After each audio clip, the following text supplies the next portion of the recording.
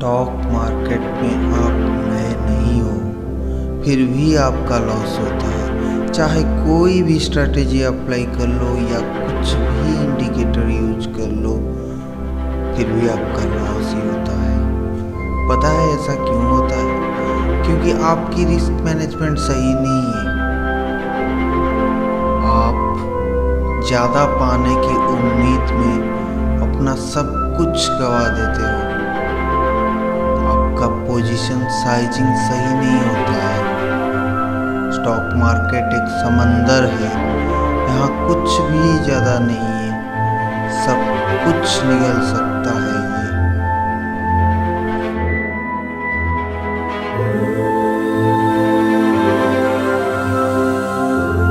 Hello friends, this is अभिषेक। मैंने वादा किया था कि संडे एक इंडिकेटर का वीडियो लाऊंगा, पर इंडिकेटर से ज़्यादा इम्पोर्टेंट है ये वाला topic, risk management and money management. इसके बिना कोई भी इंडिकेटर, कोई भी स्ट्रैटेजी कुछ काम का नहीं है। तो रिस्क मैनेजमेंट क्या है, ये रिस्क टू रिवॉर्ड रेशियो क्या है, ये पहले हम जान लेते हैं। मार्केट में जैसे आप जानते हो, कुछ भी चीज़ 100% सही नहीं होता है, 100% एक्यूरेट नहीं होता है। हम फ्यूचर में क्या होने वाला है ये पास्ट के प्राइस बिहेवियर को देख के प्रेडिक्ट करते हैं, तो उस हिसाब से मार्केट चलता है। और ये सही नहीं होता है कि हमेशा पास्ट के बिहेवियर में जो है वही फ्यूचर में होगा, ये हमेशा नहीं होता है। इसलिए कभी कभी हम गलत भी हो सकते हैं, कभी कभी सही भी हो सकते हैं। अगर हम सही होते हैं तो हमें कितना प्रॉफिट मिलेगा, और अगर हम गलत होते हैं तो हमारा कितना नुकसान होगा, ये रेशियो को बोला जाता है risk to reward ratio. For example, मान लीजिए कोई भी प्राइस, अभी मार्केट में कोई भी प्राइस 100 रुपये के आसपास चल रहा है, तो हम उसे 100 रुपये में बाय करते हैं, क्योंकि हम प्रोबेबल मूव उसका हमें दिखाई देता है 200 रुपये। तो अगर 100 से हम राइट होते हैं, वो 200 रुपये तक जाता है, तो हमें 100 रुपये का मुनाफा होता है। लेकिन अगर वही स्टॉक 100 रुपये में हम खरीदते ही वो 80 रुपये में आ जाए, 20 रुपये नीचे घट जाए या नीचे घटता ही रहे, तो हम उसे 80 रुपये में बेच देंगे। मतलब 100 में खरीदा और 80 में बेचा, 20 रुपये का नुकसान हुआ। ये 20 रुपये के नुकसान के बदले में हमको कितना एक्सपेक्टेशन था प्राइस का, 100 रुपीज़ का, 200 तक प्राइस जाना था। इसलिए हम 20 रुपये लॉस दे रहे हैं, कितना पाने के लिए, 100 पाने के लिए। 20 रुपये के लॉस में हम 100 रुपये के एक्सपेक्ट कर रहे हैं, तो ये रिस्क रिवॉर्ड हो गया 1:5। ऐसे ही रिस्क रिवॉर्ड हिसाब किया जाता है।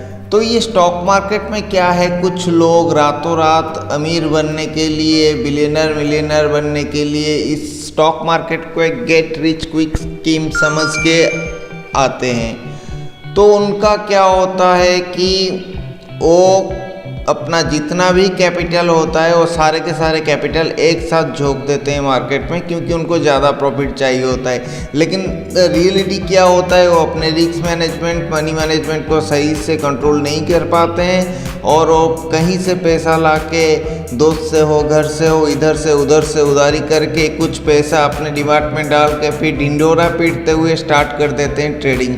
और मार्केट के उतार चढ़ाव में उनका जो पैसा था वो आस्ते आस्ते कब खाली हो जाता है, उनको खुद को भी पता नहीं चलता है। फिर वो क्या करते हैं कि ये जो टेली कलर्स होते हैं, उनके चिकनी चुपड़ी बातों में आके वो कोई एडवाइजरी सर्विस लेना पसंद करते हैं, क्योंकि तब तक वो हार चुके होते हैं। लेकिन उसके बाद क्या होता है, जो बचा कुचा पैसा था वो भी चला जाता है, अब पास रह जाता है चिल्लर। उसके बाद डिप्रेशन में आके बैठ के इधर उधर सोचने के बाद दिमाग का बत्ती जलता है, और फिर वो डिसाइड करते हैं कि हम चलते हैं अभी कहीं से, किसी इंस्टीट्यूट से हो, किसी मेंटर से हो, हम सीखते हैं। और अब जब कोई इंस्टीट्यूट में जाते हैं या फिर किसी मेंटर के पास जाते हैं, कोई स्टॉक ट्रेनिंग स्कूल पे जाते हैं, तो आपको जो पहला टॉपिक सिखाया जाता है वो है trading psychology, risk management, money management, technical analysis, fundamental analysis and trading strategy. तो भाई जब यही सब करना था तो इतना पैसा नुकसान करके क्यों किए, पहले ही कर लेते। तो कभी भी अगर आप मार्केट में एंट्री करते हो, उससे पहले अपना रिस्क प्रोफाइल क्या है वो चेक कर लो।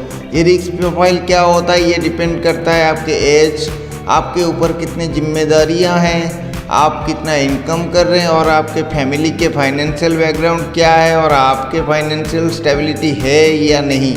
कभी भी इतना बड़ा रिस्क मत लीजिए जो आपको विनाश की ओर ले आए। तो आप क्या करते हैं, अपना जितना कैपेसिटी है उतना कैपेसिटी के अंदर आप अगर रिस्क नहीं ले सकते हैं तो ट्रेडिंग से दूर रहिए, आप शॉर्ट टर्म इन्वेस्टमेंट से दूर रहिए। आप या तो लॉन्ग टर्म इन्वेस्टमेंट कर सकते हैं या कुछ भी safe option like FD, mutual fund, bond, इसमें आप इन्वेस्ट कर सकते हैं। तो रिस्क मैनेजमेंट क्या है? जो 2% रिस्क मैनेजमेंट जिसको वर्ल्ड के सारे बड़े बड़े ट्रेडर्स हो, इन्वेस्टर्स हो फॉलो करते हैं, वो 2% रिस्क मैनेजमेंट क्या है वो कॉन्सेप्ट अभी समझते हैं। फॉर एग्जांपल जैसे देख लेते हैं कि आपके पास मान लीजिए टोटल आपका कैपिटल है 1 लाख रुपीज़, आपके डीमार्ट में 1 लाख रुपया है, तो उसका 2% कितना होता है? 1 लाख का 2% होता है 2000 रुपये। तो आपका कैपेबिलिटी 2000 रुपये नहीं है क्योंकि आपके पास आपके डीमार्ट में 1 लाख रुपीज़ पड़ा है अभी भी। तो आपकी कैपेबिलिटी के हिसाब से 2000 रुपये बहुत छोटा है। तो ये पैसा अगर नुकसान आपका होता है आपको फ़र्क नहीं पड़ेगा, लेकिन आप कितना दिन नुकसान करोगे, 1 दिन, 2 दिन, 4 दिन, 5 दिन, फिर भी फ़र्क नहीं पड़ेगा। तो आपका जो रिस्क होता है वो रिस्क प्रोफाइल के हिसाब से आपका रिस्क पर डे का 2000 होता है। अगर किसी दिन आप अपना 2000 रुपये का नुकसान हो गया, उस दिन आप ट्रेड बंद कर दीजिए क्योंकि मार्केट कहीं भागा नहीं जा रहा है। मार्केट आज भी है, कल भी है, परसों भी रहेगा। तो अगर आप उसी 2000 रुपये में रिस्क रिवार्ड रेशियो 1:2 मिनिमम में रखते हो तो क्या होता है, मतलब 2000 के लॉस में आपको 4000 का मुनाफा। जैसे कि एग्जाम्पल देख लेते हैं, मान लीजिए आप 10 दिन ट्रेडिंग करते हैं 1:2 रिस्क रिवार्ड रेशियो पे, जिस पे कि आपका नुकसान होगा तो 1 रुपये का होगा और मुनाफा होगा तो 2 रुपये का होगा। ये होता है 1:2 रिस्क रिवार्ड या 2:1 रिवार्ड टू रिस्क रेशियो। तो आप 70% टाइम मार्केट में काम करोगे, 70% टाइम राइट हो सकते हो अगर आपका एनालिसिस सही है। 70% क्योंकि आज तक कोई भी ऐसा इंडिकेटर, कोई भी स्ट्रैटेजी नहीं है जो आपको मोर देन 70% एक्यूरेसी दे, तो इसलिए हम 70% को ही पकड़ रहे हैं। तो मान लीजिए आप 10 दिन ट्रेड कर रहे हैं, 10 दिन ट्रेड करने के बाद आपका 7 दिन, 70% 10 दिन का 70% कितना, 7 दिन हो गया। 7 दिन आपका टारगेट अचीव होता है और 3 दिन आपका स्टॉप लॉस हिट होता है। जो 7 दिन आपका टारगेट अचीव होता है 2000 के रिस्क पे, आपका रिवार्ड कितना, 4000 का, तो 4000 का रिवार्ड। तो 7 दिन में आपको 28000 टोटल मिला रिवार्ड। और लॉस कितना हुआ आपका, 6000, क्योंकि 3 आपका 30% लॉस हुआ। तो नेट प्रॉफिट कितना आ गया, 22000, आपके टोटल कैपिटल के 22% विद इन 10 ट्रेडिंग सेशंस। तो अभी आप एक सक्सेसफुल ट्रेडर बन चुके हो क्योंकि आप कंसिस्टेंटली अगर इसी रूल को फॉलो करते रहोगे तो कंसिस्टेंटली आप पैसा कमाते रहोगे। So congratulations, now you are became a professional trader. Money management क्या है? कभी भी मनी मैनेजमेंट और रिस्क मैनेजमेंट को एक मत समझिएगा। रिस्क मैनेजमेंट अलग होता है, मनी मैनेजमेंट अलग होता है। तो पहले समझ लीजिए थे हम रिस्क मैनेजमेंट क्या होता है, अब समझते हैं मनी मैनेजमेंट क्या होता है। मान लीजिए आपके पास टोटल 1 लाख है, मतलब आपका टोटल कैपिटल 1 लाख का है, तो उसका 10% आप इंट्राडे ट्रेड में यूज कीजिए और उस 10% का 10% आप रखिए पर डे का स्टॉप लॉस या पर ट्रेड का स्टॉप लॉस। जैसे कि आपका 1 लाख का 10% होता है 10,000 और 10,000 का 10% होता है 1,000। सो आपके पर ट्रेड में आपका जो स्टॉप लॉस रहेगा वो 1000 का ही रहेगा और जो बाकी का पैसा रहा उसमें से 60,000 आप स्विंग ट्रेडिंग या पोजिशनल ट्रेडिंग में यूज कीजिए और जो बाकी 30,000 रहा वो लॉन्ग टर्म इन्वेस्टमेंट में रखिए।